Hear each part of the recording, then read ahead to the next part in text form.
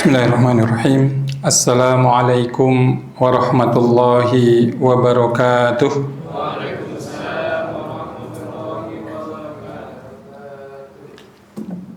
Alhamdulillahirabbil alamin. Alhamdulillahilladzi bi ni'matihi tatimmus shalihat. Hamdan katsiran thayyiban mubarakan fih kama yuhibbu rabbuna wa yarda. Allahumma shalli wa sallim ala nabiyyina Muhammad. Allahumma anfa'na bima 'allamtana wa 'allimna ma yanfa'una wa zidna ilma. Amma ba'd. Hadirin jamaah subuh Masjid An-Nur yang semoga senantiasa diberikan rahmat, taufik, hidayah dari Allah Subhanahu wa taala. Alhamdulillah kita sudah sampai di hari ke berapa Pak? 3 atau 4? Lebarannya berapa hari lagi? Ya, udah mulai ngitung-ngitung lebaran ya, baru 3 hari. Bapak Ibu sekalian, topik yang disampaikan oleh panitia ada temanya di Masjid An-Nur, ada tema yang diberikan, yaitu keutamaan amanah dan jujur keutamaan sifat amanah dan jujur. Ini saya modif sedikit Bapak Ibu sekalian, mungkin dalam waktu yang singkat ini waktunya kultum tapi 20 menit ya. Kultum itu bukan kuliah 7 menit Ini berarti termasuk mazhab iya tapi enggak ya. Sudah tapi belum. Kultum tapi 20 menit. Kulsum. Bapak Ibu sekalian, nanti secukupnya kalau kira-kira sudah enggak kuat angkat tangan saja ya. Kita cukupkan Bapak Ibu sekalian, saya modif sedikit topiknya. Ini panitia memilih mungkin membagi begitu para Ustadz, para penceramah, supaya Bapak Ibu jamaah sekalian ilmunya komplit ya, berbagai aspek dari Ramadan kita. Dalam kesempatan ini Bapak Ibu sekalian, kita akan coba melihat 3 kata ya. Dan ini mungkin menjadi panduan yang sangat penting ya. Mungkin tidak terkait langsung dengan Ramadan, tetapi dalam Ramadan ini kita melatihkan sifat atau karakter ini ya. Saya modif sedikit, kata kuncinya ada 3 yaitu apa? Jujur, amanah, profesional ya. Jujur, amanah, profesional. Ini nanti kita ambil dari hadis Rasulullah SAW, dan juga ada sebuah buku yang bagus, nanti Bapak Ibu bisa mencari, terjemahannya juga ada ya, yaitu tentang kaidah Qur'aniyah ya. Ada kaidah-kaidah di dalam Al-Qur'an yang memberikan panduan-panduan pokok begitu ya. Apa yang seharusnya kita miliki sebagai seorang muslim ya, dan itu Al-Qur'an Allah memberikan petunjuknya di dalam Al-Qur'an ya. Ya, jadi jujur, amanah dan profesional. Bapak Ibu sekalian, yang pertama tentang jujur Jujur niku menapa Apa Bu, Pak? Ini tapi nggak ada hadiah sepedanya kayaknya ya. Jujur apa Bu? Jujur kacang hijau? Bukan ya. Jujur itu kita menyatakan sesuatu sesuai dengan faktanya kira-kira ya. Menyatakan sesuatu seperti apa adanya ya, yang A dibilang A, yang B dibilang B ya, tidak seperti zaman sekarang ini ya. Sekarang ini di media sosial banyak yang namanya hoax ya, berita bohong ya, atau ada juga fake news ya, berita-berita palsu ya. Ya, intinya berita yang tidak jujur ya. Nah, Bapak Ibu sekalian, di dalam sebuah hadis ini coba kita kaji sedikit secara cepat. Nanti mungkin kalau mau dapat detailnya bisa dicari, banyak sekali kajian di YouTube atau di tempat lain tentang jujur ini secara khusus ya, detail sekali ya. Ini kita lihat poin-poinnya saja.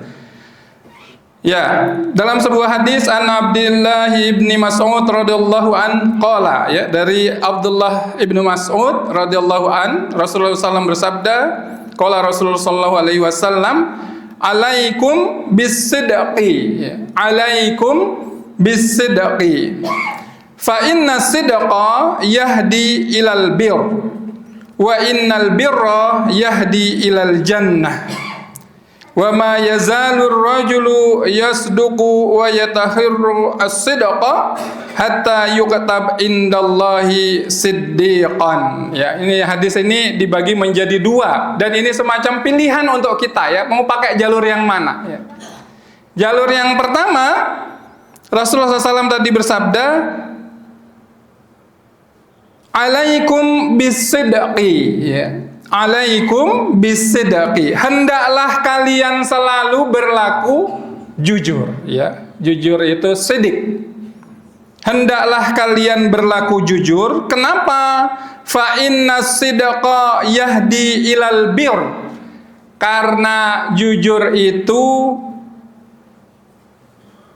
membawa kepada albir ya. Albir itu artinya kebaikan. Ya, jadi hendaklah engkau berlaku jujur karena kejujuran itu membawa kepada kebaikan ya. Kemudian di situ juga disebutkan bahwa wa innal birra yahdi ilal jannah, dan kebaikan itu membawa pada jannah, kepada surganya ya. Dan apabila seorang selalu berlaku jujur dan tetap memilih jujur, ya ini poin berikutnya, maka akan dicatat di sisi Allah sebagai orang yang jujur. Ya, jadi paragraf pertama atau poin pertama ini kita perintahnya jelas. Berlakulah jujur. Kenapa? Karena jujur membawa pada kebaikan. Terus kenapa kalau kebaikan? Karena kebaikan itu membawa pada surga, pada jannah ya. Dan tetaplah jujur bagaimanapun kondisi, kapanpun, dimanapun, kira-kira begitu ya. Maka Allah akan mencatat orang yang jujur tadi, menstempel dia, memberikan identitas padanya itu sebagai orang jujur ya. Jadi ini menarik sekali, nanti kita lihat penjelasannya ya. Tapi ini terjemahannya dulu. Ini bagian yang pertama ya. Jadi ada perintah untuk berbuat jujur ya. Karena jujur itu membawa pada kebaikan, karena kebaikan itu mengantarkan kepada jannah. Dan setelah itu nanti kita akan diberikan stempel ya, identitas sebagai orang-orang jujur. Wah, keren ini ya. Kemudian yang kedua, Rasulullah SAW bersabda, wa iyyakum wal kadhib ya. Fa innal kadhiba yahdi ilal fujur wa innal fujura yahdi ilan nar wa ma yazul ar-rajulu yakzibu wa yataharra al-kadhiba hatta yuktaba indallahi kazzaban ya. Ya, ini bapak-bapak yang belajar bahasa Arab ini keren ya bahasanya ya, susunannya indah sekali ya. Jadi kalau tadi ada perintah untuk berbuat jujur, nah yang kedua ini adalah perintah untuk menjauhi ya. Apa yang dijauhi? Dan jauhilah oleh kalian berbuat dusta ya. Jadi tadi as-siddiq ini lawannya adalah kadzib ya. Jauhilah wa iyyakum wal kadzib fa innal kadziba yahdi ilal fujur, karena berbuat dusta itu membawa pada kejahatan dan kejahatan mengantarkan seseorang ke neraka. Dan jika seseorang itu berdusta, sekali berdusta ya, kemudian dia memilih jalur dusta, artinya memilih kedustaan demi kedustaan begitu ya, maka Allah akan mencatatnya sebagai seorang pendusta ya. Ya, diumumkan begitu si fulan itu adalah pendusta ya. Bapaknya pendusta. Nauzubillah min zalik ya. Kalau ada sebutan seperti itu kan sungguh memalukan sekali ya. Si X ini adalah pendusta besar ya. Pembohong besar kira-kira begitu. Nah, ini siapa yang menyatakan? Allah yang menyatakan, orang yang kemudian punya sifat pendusta ini. Bapak Ibu sekalian, ini poin pertama tentang jujur, begitu nggih? Maka dari hadis ini kita mengambil faedah bahwa Rasulullah Shallallahu Alaihi Wasallam ini memerintahkan umatnya untuk jujur, ya, untuk berbuat jujur, lahir batin, ucapan dan perbuatan, berita dan fakta, itu semuanya kata kuncinya itu adalah jujur ya. Kenapa? Tadi sudah disebutkan bahwa jujur itu akan membawa kepada kebaikan dan kebaikan itu membawa kepada surga ya. Innal abrara lafi na'im ya. Sesungguhnya orang-orang yang berbakti itu, orang-orang jujur maksudnya, itu benar-benar berada di dalam surga yang penuh kenikmatan ya. Al-Infitar ayat 13 ya. Kemudian Allah juga berfirman, ya ayyuhalladzina amanu taqullaha wa kunu ma'as shadiqin ya. Wahai orang-orang yang beriman, bertakwalah kepada Allah dan hendaklah kamu bersama orang-orang yang jujur ya. Jadi Bapak Ibu sekalian, di sini kita melihat jujur ini merupakan sifat yang terpuji ya bagi kaum muslimin ya, laki-laki perempuan semuanya sama ya, selama mereka beriman, ini mereka dituntut untuk berbuat jujur ya, karena ini akan membawa pada kebaikan. Nah, Bapak Ibu sekalian, poin yang pertama ini ada beberapa mungkin sebagai oleh-oleh begitu nggih. Jujur itu kalau dirinci atau di breakdown itu bentuknya apa sih? Kalau tadi yang kita bicarakan mungkin satu aspek saja nggih.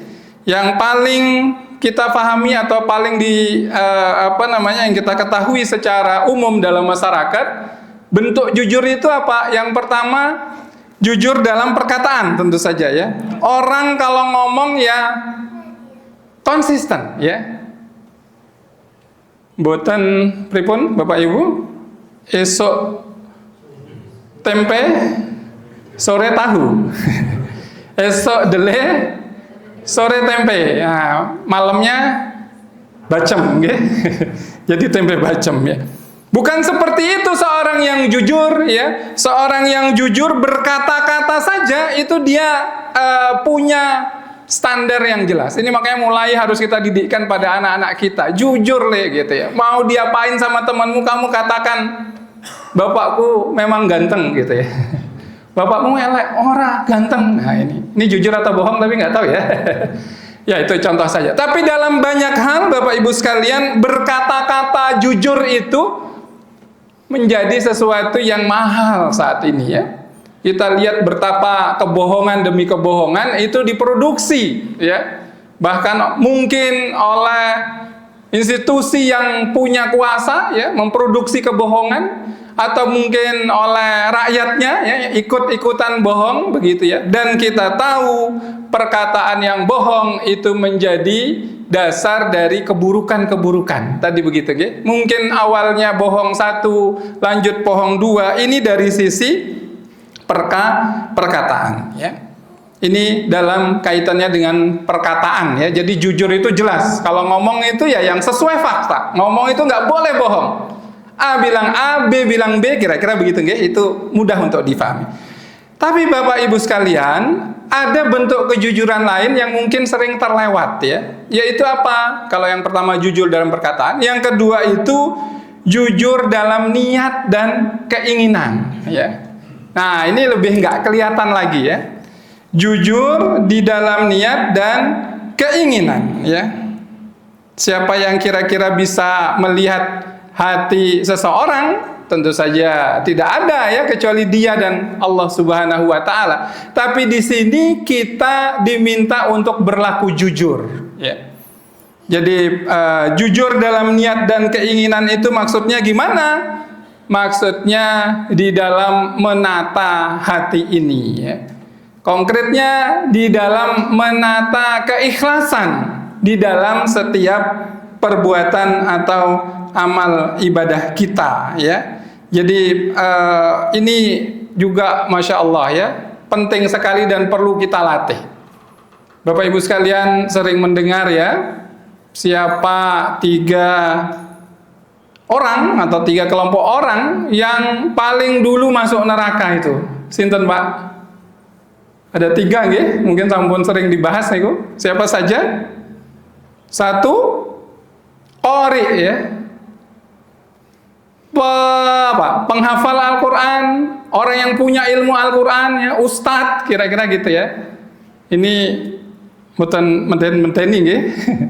Tapi yang pertama masuk neraka nanti ada sekelompok orang, ya, sosok begitu yang dia punya ilmu, ya, dia qori, dia mungkin hafal Quran, dia mungkin punya keilmuan yang dalam begitu, ya. Tapi ini masuk neraka duluan, ya. Nauzubillah min dzalik. Kenapa? Karena ketika ditanya apa yang dilakukan dengan Al-Quran itu, atau kenapa dia belajar Al-Quran, ya, kemudian dia menjawab, aku membaca Al-Quran karenamu, ya, karena Allah. Tapi kemudian Allah menolaknya dengan mengatakan kazzabta, ya, kamu itu bohong, ya. Kamu itu tidak membaca Al-Quran karena mencari ridha Allah, tetapi hanya untuk disebut sebagai qori, ya, hanya ingin dipuji, hanya riya. Nah, ini konsep tentang kejujuran yang mungkin agak lewat, sering kita lewatkan, ya. Ini menjadi, ya, pengingat bagi kita semua bahwa ada kejujuran yang terkait dengan hati dan niat, ya. Jujur dengan niat dan keinginan kita. Kalau kita misalnya, ya, di dalam Ramadan ini diingatkan dengan 3 hadis yang mirip, ya, Bapak Ibu sekalian. Hadisnya mirip banget, cuma beda 1 kata saja di bagian awal itu, ya. Apa hadisnya? Man soma Ramadana imanan wahtisaban ghufira lahu ma taqaddama min dzambi. Begitu nggih? Ya, sapa wonge, siapa orangnya yang berpuasa imanan wahtisaban. Imanan wahtisaban itu beriman dia, yakin bahwa ini adalah syariat dari Allah Subhanahu wa taala, ya. Yakin bahwa ini diperintahkan Allah, itu iman. Bukan karena ikut-ikutan, bukan karena yang lain, ya, imanan. Wahtisaban itu karena berharap ridha Allah, berharap pahala dari Allah. Ihtisaban itu juga salah satu maknanya bersemangat, Bapak Ibu, ya. Semangat, enggak ngeluh, itu ihtisaban. Nah, Bapak-bapak saya kira enggak, ya, tapi anak-anak kita jam 10 sudah ngelihat jam terus, gitu. Aduh, kok panas banget. Aduh, kok. Nah, ini kira-kira ihtisaban itu tidak seperti itu. Mungkin kita tidak begitu, ya, tapi mungkin juga ada, ya. Nah, hadis yang kedua itu, man qoma ramadhana imanan wahtisaban ghufira lahu ma taqaddama min dzambi. Kalau yang kedua ini qoma, ya, yang pertama soma, yang ini qoma. Apa artinya? Qoma itu berdiri. Berdiri maksudnya apa? Salat tarawih, khususnya. Siapa yang sholat malam, sholat tarawih karena iman, karena ihtisaban, ghufira lahu ma taqaddama min dzambi. Jadi poin kita itu ada kata-kata ihtisaban. Ini kaitannya dengan jujur itu tadi. Maka ketika kita jujur pada diri sendiri, ya, bahwa niat kita hanya cari ridha Allah, ya, ihtisaban tadi maknanya berharap pahala dari Allah, berharap semangat, ya. Ya, ini makanya monggo Bapak Ibu sekalian tarawihnya sabar sedikit, nggih. Di sini imamnya panjang atau pendek, Pak? Pendek, nggih. Kulhu mawon le, gitu, ya. Ya, kalaupun agak panjang sedikit, ya sabar, ya. Ihtisaban, semangat, ya. Dan jangan lupa salat tarawih itu kalau dalam sebuah hadis disebutkan sampai selesai imam, ya. Siapa yang sholat malamnya itu, sholat tarawih itu sampai selesai imam, maksudnya sampai imamnya menyelesaikan witir dan seterusnya ya, sampai selesai itu kita selesai. Jangan pas witir di beberapa masjid itu udah pada bangun, oh saya nanti sholat witirnya belakangan. Enggak begitu ya. Kalau kita ingin mendapatkan pahala sholat semalam suntuk, itu kita sholat bersama imam, khusus untuk bulan Ramadan ini. Nah itu perlu sabar ya, perlu ihtisaban, semangat, enggak ngeluh. Ini kok imamnya orang rampung-rampung ya, imamnya nangis, jamaahnya melu nangis ya, imamnya menghayati bacaannya, jamaahnya menghayati kok suwi banget ya, sampai ya, Bapak Ibu sekalian, ini yang disebut sebagai jujur dalam hati dan keinginan itu tadi ya. Jadi kejujuran di dalam hati dan keinginan ini perlu untuk terus kita latihkan. Kita jujur, ya Allah, saya mencari ridhamu ya. Makanya jangan seperti nauzubillah min zalik, 3 golongan yang pertama kali tadi ya dicemplungi neraka itu. Kelihatannya bagus di dunia ini, dia qori, dia orang berilmu, dia ustadz, tapi ternyata karena tidak jujur pada dirinya, aku cari ridha Allah. Oh enggak, ternyata dia cuma pingin disebut qori ya, pingin dipuji. Ada yang mujahid, ada yang berjuang, mati di jalan Allah, itu juga kelihatannya baik, ternyata dia tidak jujur pada dirinya. Dalam bentuk apa? Dia berperang di jalan Allah itu bukan karena cari ridha Allah, tapi cari tenar ya, cari, kalau zaman sekarang sih cari follower ya, cari pujian-pujian ya, bukan karena Allah. Dan juga orang yang dermawan dan seterusnya ya, ini dia tidak jujur karena mencari pujian. Ini yang disebut jujur pada diri sendiri tadi. Kemudian jujur dalam tekad dan jujur untuk memenuhinya, ini juga bagian yang lain, yang ketiga ya. Kalau kita sudah punya tekad yang kuat, yang baik, ya kita penuhi ya. Nah ini Bapak Ibu sekalian, dalam Islam itu ada konsep tidak menunda-nunda kebaikan. Maksudnya bagaimana? Kalau Bapak Ibu, apalagi bulan Ramadan ini ya, ketika setan dibelenggu, pintu langit dibuka, pintu rahmat dibuka, itu maksudnya apa? Kecenderungan berbuat baik itu menjadi terbuka ya, hidayah itu menjadi mudah. Nah konsepnya, kalau ada terbersit kebaikan itu jangan ditunda. Saya tak mau nyumbang buka bersama nanti sore misalnya ya, ada terbersit seperti itu, segera dilakukannya. Itu bagian dari kejujuran itu. Kenapa? Karena kalau ditunda, jangan-jangan hidayah itu balik ya. Maksudnya hidayah itu diambil lagi sehingga lewat kebaikan itu. Begitu juga kebaikan yang lain ya. Mau umroh tahun ini misalnya, bismillah berangkat ya. Yang punya kemampuan, kenapa? Karena umroh di bulan Ramadan itu pahalanya pribun seperti haji bersama Rasulullah. Masya Allah ya. Kalau punya keinginan, lakukan saja segera gitu. Itu bagian dari kejujuran kita pada tekad yang kita lakukan ya. Kemudian yang berikutnya ada bentuk kejujuran dalam amal perbuatan ya, antara batin dan lahirnya sama. Kemudian juga nanti ada jujur dalam kedudukan dalam agama ya. Jujur ketika zuhud, jujur ketika cinta, tawakal kepada Allah dan seterusnya ya. Bapak Ibu sekalian, ini gambaran tentang kejujuran yang maknanya tadi menjadi sangat dalam ya, dan perlu untuk kita latihkan terus-menerus. Karena apa? Karena kejujuran itu yang membawa pada kebaikan. Kebaikan itu membawa pada jannahnya Allah Subhanahu wa taala, dan terakhir kita dicap sebagai orang-orang yang jujur. Sebaliknya, kalau terbiasa bohong ya dalam bentuk apapun ya, ini juga mungkin banyak mas-mas, mbak-mbak mungkin yang ada yang jadi konten kreator ya, atau ada yang bakatnya stand up comedy ya, pintar melucu. Ini juga hati-hati ya. Kadang-kadang lucu-lucuan sekarang itu banyak bohongnya ya, ngeprank istilahnya ya. Padahal ngeprank itu sendiri ya tetap sebuah kedustaan. Harus hati-hati.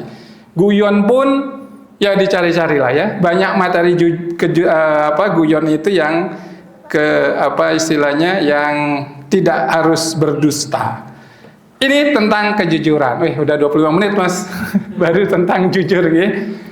Yang terakhir, 2 menit terakhir Bapak Ibu sekalian ya, mungkin bisa dilanjutkan di kesempatan yang lain oleh ustadz yang lain ya. Tadi topiknya jujur, kemudian amanah dan profesional ya. Ini satu paket. Amanah dan profesional itu Bapak Ibu sekalian, nanti monggo dicek. Ada banyak kata kunci tentang profesional yang disebut sebagai al-qawi ya. Kemudian amanah itu dengan istilah al-amin ya. Misalnya contohnya perkataan putrinya Nabi Su'aib ya, ketika bertemu Nabi Musa yang dikejar-kejar karena membunuh di Mesir itu ya. Ketika itu beliau menggambarkan tentang Musa, inna khaira man ista'jartal qawi al-amin ya. Jadi sesungguhnya orang yang paling baik yang engkau ambil sebagai pekerja, sebagai karyawan itu adalah orang yang qawi ya, kuat, dan al-amin, amanah ya. Kalau dalam konteks Nabi Musa ini, kenapa dia disebut sebagai kuat, profesional? Karena dia mampu waktu itu mengangkat tutup sumur, ngambilkan putri 2 orang itu ya, itu diangkat sendiri ya, padahal itu biasanya diangkat oleh 8 atau 10 orang ya. Dia qawi ya, profesional. Kemudian kenapa dia disebut amanah ya, karena ketika dia diajak ke rumahnya, dia amanah itu Nabi Musa berada di depannya 2 wanita ini ya, salah satunya kemudian dinikahkan kan oleh bapaknya ya. Dia amanah, dia di depan, jalannya di depan ya, yang perempuan di belakang ya. Bukan kemudian dia di belakang, perempuannya suruh duluan, kemudian digodain. Enggak seperti itu ya. Amanah itu adalah menjalankan ketaatan dalam bentuk dia bisa dipercaya. Bapak Ibu sekalian, ini pembahasan tentang al-qawi, al-amin ini cukup panjang ya. Tetapi mungkin dalam kesempatan ini intinya adalah ada lanjutan dari jujur yang penting untuk kita didikkan dan kita miliki. Dan ini nanti jadi panduan kita. Mendidik anak itu harus begitu. Dia punya qawi al-amin. Memilih pemimpin nanti pilih jujur, qawi al-amin gitu ya. Qawi itu maksudnya dia profesional. Kita persiapkan diri kita kalau kerja itu ya tenanan ya. Tahu apa yang kita kerjakan ya. Bukan sekedar bicara tapi kita tahu betul. Dan itu yang disebut sebagai al-qawi ya. Nanti ada banyak dalilnya ya. Al-qawi al-amin ini sering banget disebutkan di dalam Al-Qur'an. Semoga Allah Subhanahu wa taala memberikan hidayah kepada kita, kemudahan sehingga memudahkan kita untuk beribadah dan meraih takwa di bulan Ramadan ini. A'udzubillahi minasyaitonirrajim. Bismillahirrahmanirrahim. Alhamdulillahirabbil alamin. Allahumma shalli wa sallim ala nabiyyina Muhammad.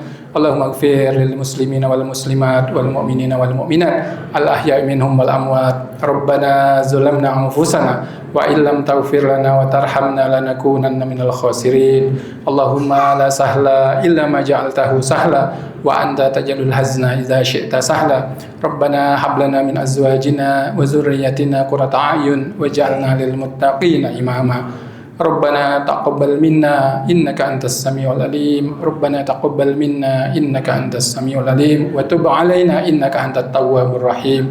Rabbana atina fid dunya hasanah wa fil akhirati hasanah wa qina adzabannar. Subhana rabbika rabbil izzati amma yasifun wa salamun alal mursalin walhamdulillahi rabbil alamin. Kurang lebihnya mohon maaf, semoga bermanfaat. Subhanakallahumma wa bihamdika asyhadu an la ilaha illa anta astaghfiruka wa atubu ilaik. Assalamualaikum warahmatullahi wabarakatuh.